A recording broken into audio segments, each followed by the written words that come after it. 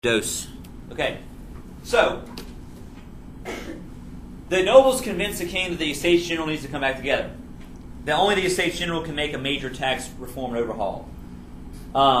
This Estates General, if you recall, was a legislative body that represented the three estates of society, or the three classes of society. So the Estates General represents the three classes of society. Those classes are the clergy, that's the first estate, nobles, second estate, commoners, third estate. So clergy's first estate, nobles, second estate, commoners are third estate. They have not met officially since 1614. The Estates General had not met officially since 1614.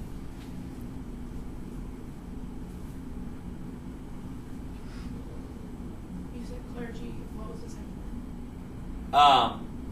Nobles are second estate, commoners are third estate.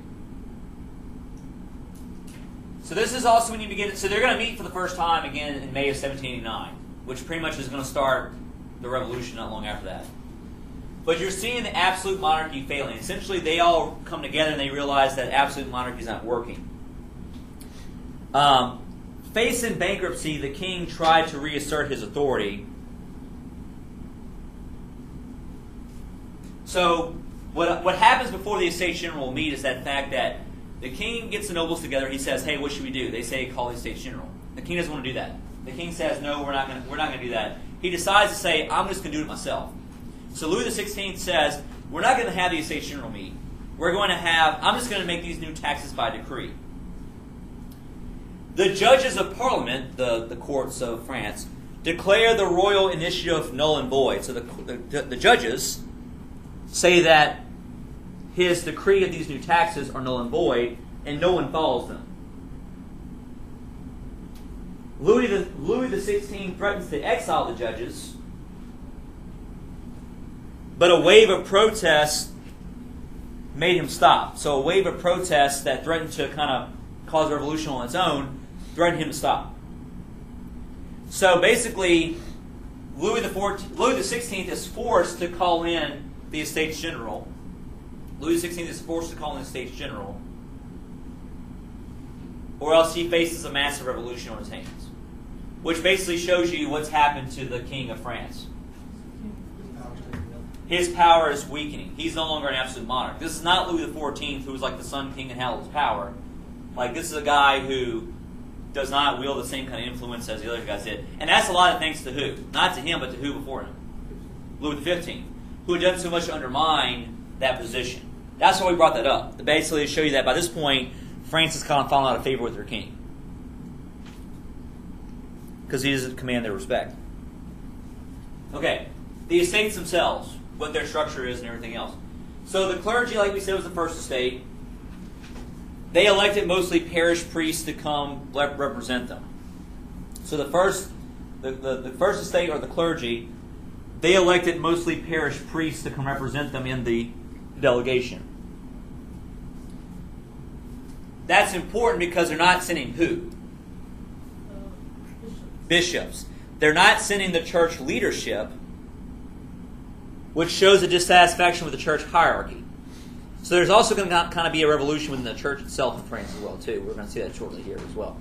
So they only send parish priests, not the church hierarchy, to go represent the first estate. The second estate's nobility. They voted in a majority of conservatives. They voted in a majority of conservative nobles. So they voted in a majority of conservative nobles who were less wealthy but more devout to like the king and the monarchy system. So these guys were more conservative. They're not as wealthy as some of the other nobles are, but they're more devout to the system that they have. Who did they elect again? They voted in a majority of conservatives who were less wealthy but more devout to the system that they had. The third estate were the commoners, 95% of the population. So the third estate were the commoners, or 95% of the population. They elected primarily lawyers and government officials. They mostly elected in primarily lawyers and government officials. So So lawyers and government officials is mainly who they sent to represent them. Few represented businesses or the poor. So there wasn't really anybody in the third estate who represented businesses or the poor.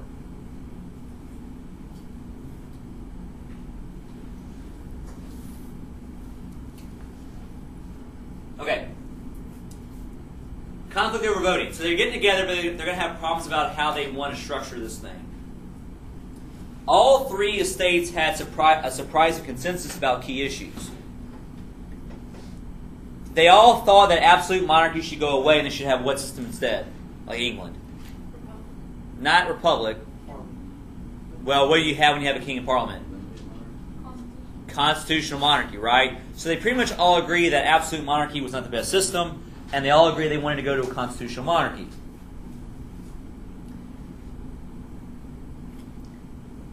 Like Parliament, they agreed that the laws and taxes would need the consent of the Estates General. So basically, if you wanted to make any new laws or taxes, you'd have to have the Estates General approval. And they have to have regular meetings. Like Parliament has to meet every so many years, which is like part of their Bill of Rights and part of their Constitution. They want the same thing.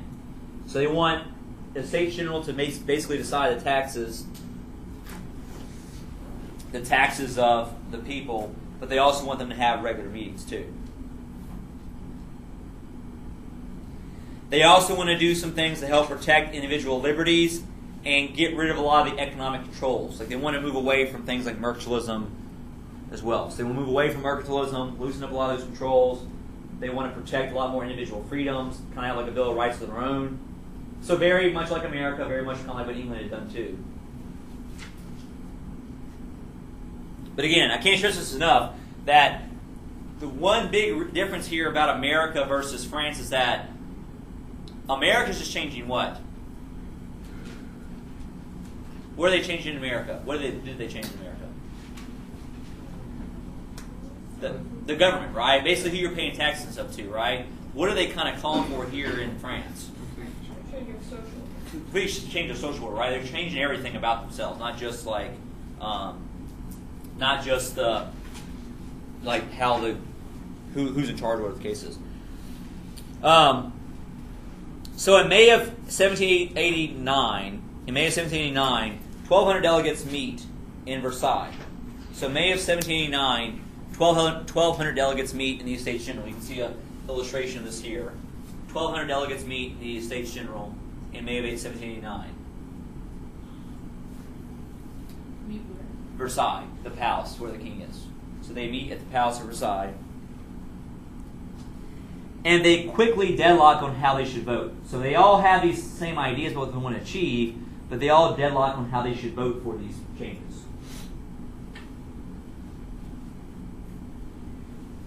A lot of people in the third estate thought there should be, basically the third estate should run this because they're 95% of the population, right? So a lot of people in the third estate believed that they should essentially run this assembly. And they wanted one giant assembly. What the king wanted wasn't them to meet separately. So the king wanted them to all meet separately and come up with these different reforms on their own and not meet as one big group. Whereas a lot of the third estate guys want them to come together as one big meeting, essentially, and have them run it. What do you mean you wanted them to separate? Like he wanted the first estate to meet by themselves, the second estate to meet by themselves. So basically, what would that do to make it? Well, the king and them also wanted to have each estate have one vote. So the clergy and the nobles are not going to change that much because they enjoy a lot of privileges, right? So essentially the commoner vote would be always voted down if they all had one vote, right? The government allowed twice the number of delegates for the third estate. So basically, most of the people there were third estate members. But the way they structured it initially was that the king said each estate gets one vote. So even though they had way more people there, each estate only got one vote. So there's only 3 votes total. That's it. For change. And the third estate said, no, we're not going to do this. This is stupid. So the third estate gets very angry about how they are trying to basically cut them off. They represent 95% of the population, yet you want to give a lot of the authority to clergy and nobles. The clergy and nobles are pretty much always going to vote for the same stuff because they enjoy a lot of privileges, which means that is there going to really be any kind of fundamental tax reform here? No. And the commoners' vote would always get outvoted 2-1. So in June of 1789, 1 month into all this, the Third Estate delegates refused to meet until the king elects all the estates to meet in one body and all of them to have like one person, one vote. So they all want to have one person, one vote, and they all want to meet in one giant body.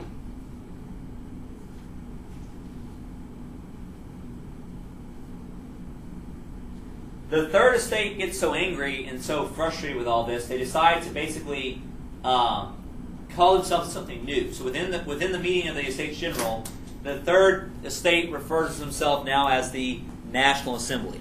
So these delegates that represent the Third Estate begin to call themselves the National Assembly. And a few people from the First and Second Estate join them too. So a few people from the First and Second Estate join them as well. They say that they're the voice of the people. You should listen to us. One day when they went to meet in Versailles, they found their room locked. It was closed for repairs, which is kind of signaling the signal that the family's trying to do what to them? Stop them from meeting, right? So they all then rush to this area they could meet in, the tennis court. They go to an indoor tennis court, and there they swear the tennis court oath. And you can see that happening here. They're all kind of there and ravelous and rambunctious. And they're basically swearing the tennis court oath, but they swear to never stop meeting. So the tennis court oath, when they meet, and this is in June of 1789, they all pledge to never disband until they're recognized as the true National Assembly, and they write a constitution. Basically, they're saying they're not going to be hardlined by the king. They're going to meet as the National Assembly, and they're going to write a constitution. And they pledge to do that, the tennis court oath, and they're not going to stop until they do accomplish it. And this is why they didn't let them meet for so long, because when you let them meet, they start to do this kind of stuff, right? That you let them meet, and as soon as they meet, 1 month into it, they start trying to do what? Huh? Kind of overthrow, kind of change everything that's going on, right? Which is why they were so hesitant to do this. The king reacted kind of ambivalent.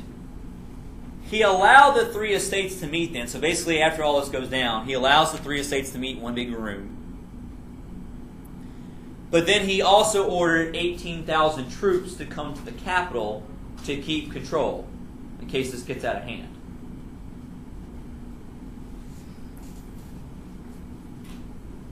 Then in early July, he dismisses Jacques Necker, the finance minister, which that leads to more problems. Because when the king dismisses his finance minister, they're worried they're going to go back to the old ways of like allowing the nobles to essentially collect fees and taxes. And they don't want that. This is him, by the way. This is Necker right here.